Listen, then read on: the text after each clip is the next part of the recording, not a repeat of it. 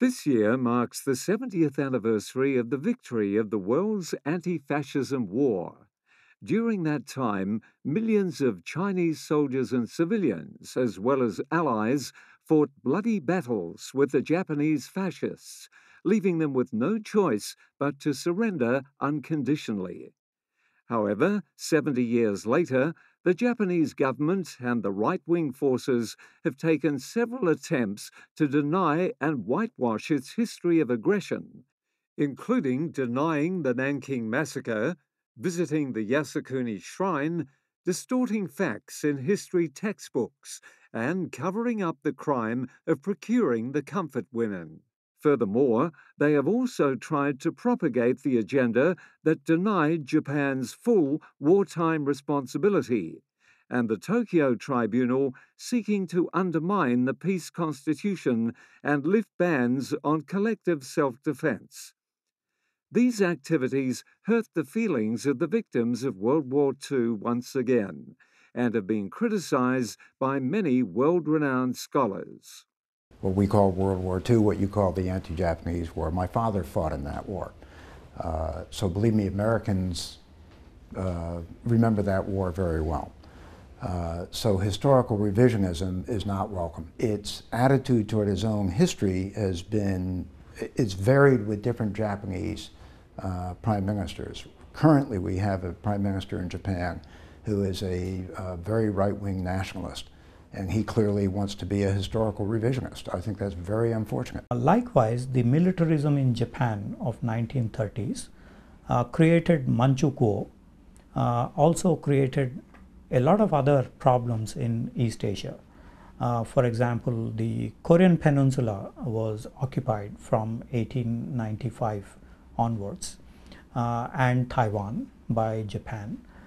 There is also the Japanese overrunning of the coastal regions in China, and we have also seen various other issues. For example, the comfort woman issue, or the Nanking Massacre, or frequently recently from 1980s, the visit of high political personalities to the Yasukuni Shrine in Tokyo have all created trouble in the recent times. Although we should not underestimate the Japanese impact on Taiwan.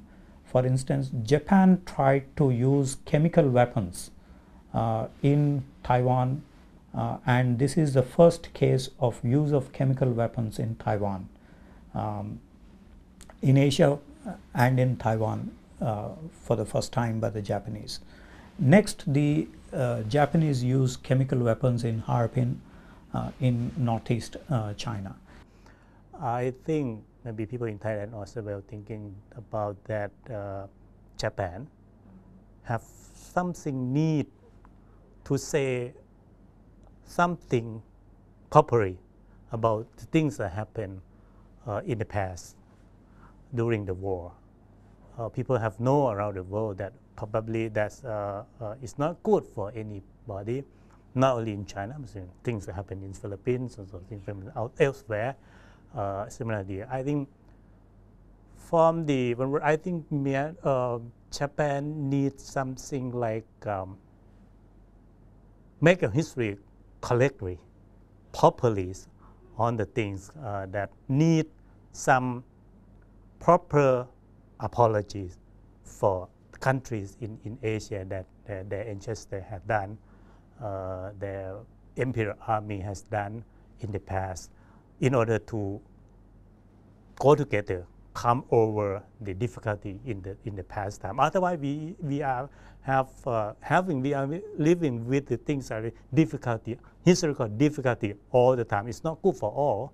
Can make us go together in the future rather than look back so much our pain in the history. I think it's not good for the region as well.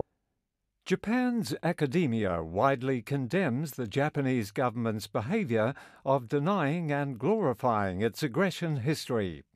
They believe if Abe cannot face the history with an open and honest attitude, Japan will never get close to the real future. Militarism in Japan in 1930s, we have to criticize And a lot of Japanese intellectuals criticized the path which was taken in 1930s. That's the reality. Nobody deny that.